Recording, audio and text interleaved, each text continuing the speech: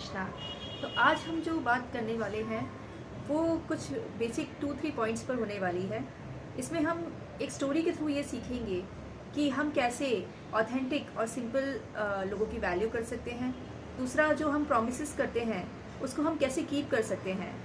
और तीसरा कि हमें अपने लाइफ के वैल्यू सिस्टम्स को बहुत स्ट्रॉन्ग रखना चाहिए। और जो भी चमकता है, चमक धमक के पीछे हमको सिंप्लिसिटी के साथ जीना चाहिए, चमक धमक के पीछे हमको नहीं जाना चाहिए।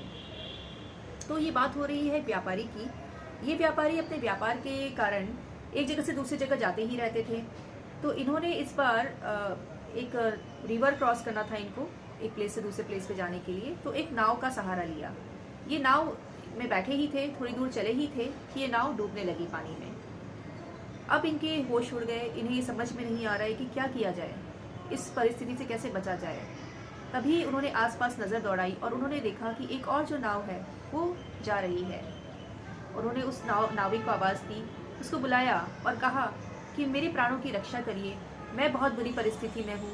मैं एक व्यापारी हूँ, मेरे पास जो भी कुछ है, जितनी भी प्रॉपर्टी, रुपया, पैसा, धन दौलत, वो सब मैं आपको देना चाहता हूँ। आप बस मेरे प्राणों की रक्षा करिए। इस तरह की नम्र विनती करते हुए उन्होंने उस नाविक को अपने पास बुलाया। उस नाविक ने कहा, आप अपना हाथ दीजिए, मैं आपको इस नाव में खींच लूँगा और अपने बगल में स्थान दूंगा।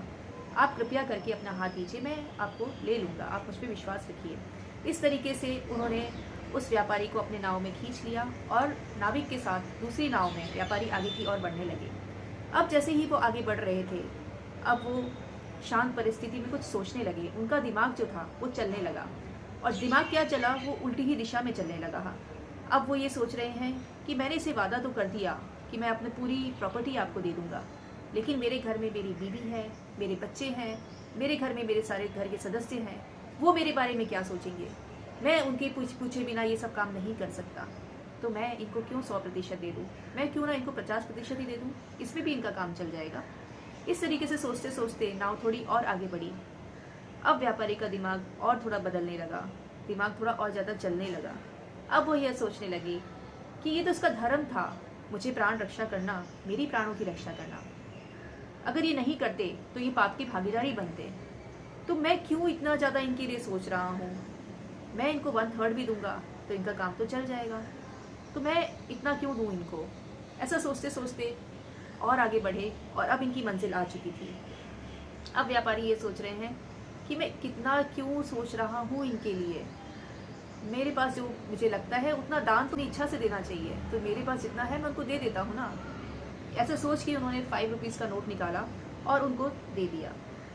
उन्होंने कहा, व्यापारी ने उस नाविक से, कि आप जाइए इस 5 रुपये का उपयोग करिए, मैं आपके ऊपर बहुत प्रसन्न हूँ, आपने मेरे प्राणों की रक्षा करी, इसीलिए मैं आपको कुछ देना चाहता था, आप इससे जाके चाय बिस्किट करके अपने बच्चों को खिलाइए।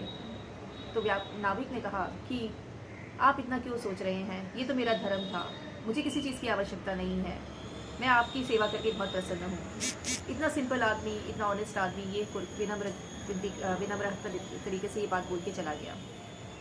ये कहानी तो बड़ी सिंपल है, लेकिन इसके पीछे जो मैसेज है वो बहुत ही स्ट्रॉन्ग मैसेज हम लोगों को मिलता है कि क्या हम जो कमिट करते हैं दूसरों से या कभी अपने आप से भी कि हम इनको इतना देंगे या हम इनके लिए ये करेंगे, क्या हम उसको निभाते हैं, क्या हम अपने प्रॉमिसेस को कीप करते हैं। दूसरा कि क्या हम सिंपल लोगों की वैल्यू करते हैं। हम लोग कई बार मॉल में जाते हैं, वहाँ पर हम कोई छोटी सी चीज़ भी उठाते हैं और उसके थाउजेंड्स ऑफ रुपीज़ हम पे कर देते हैं। वहाँ क्या हम कभी नेगोशिएट कर सकते हैं। लेकिन कभी हम सड़क पे जाके स्ट्रीट वेंडर्स से कुछ चीज़ें लेते हैं, छोटी मोटी सब्जी भाजी वेजिटेबल्स, हम कुछ भी ले रहे हैं तो हम वहाँ पे नेगोशिएट करना शुरू कर देते हैं। तो हम क्यों ऐसा कर रहे हैं, क्यों हम जब मॉल में जा रहे हैं तब वहाँ हम कुछ नहीं कह सकते, और जब हम सिंपल लोगों के पास जा रहे हैं जिनको सच में ज़रूरत है वहाँ पर हम नेगोशिएट कर रहे हैं। तो हमें ये बात को एनालिसिस करना चाहिए कि क्या हम सिंप्लिसिटी को वैल्यू करते हैं या all that glitter is gold kind of thing पे हम बिलीव करते हैं। वैसे जो ग्लिटर करता है वो गोल्ड नहीं होता, ये हम सब कुछ हमें पता है, लेकिन हम फिर भी वही काम करते हैं। हम ऑथेंटिसिटी को, सिंप्लिसिटी को वैल्यू नहीं करते। और जब हमको किसी इंसान के साथ में अपने रिलेशनशिप्स बनाने होते हैं, डीपर रिलेशनशिप्स भी बनाने होते हैं, तो भी हम ऊपर की चमक दमक पे चले जाते हैं। और जब तक हमें बातें समझ में आती है तब तक बहुत देर हो चुकी होती है, हमारे शायद बहुत मेजर लॉसेस हो चुके होते हैं। तो हमें इन सारे पॉइंट्स पे थोड़ा सा सोचने की ज़रूरत है और इसके साथ में ही मैं आपसे अपनी अगली वीडियो के बारे में भी बात करना चाहूँगी, जो कि हम जगन्नाथ जी के ऊपर बनाएंगे। जगन्नाथ जी प्राइम डीटी है जगन्नाथपुरी में, और इनकी एक बहुत ही सुंदर भजन है इनका, जो कि फोक भजन है उड़ीसा से। इस भजन को मैं आपके सामने प्रस्तुत करूँगी अपने नेक्स्ट वीडियो में। तब तक के लिए हरे कृष्णा।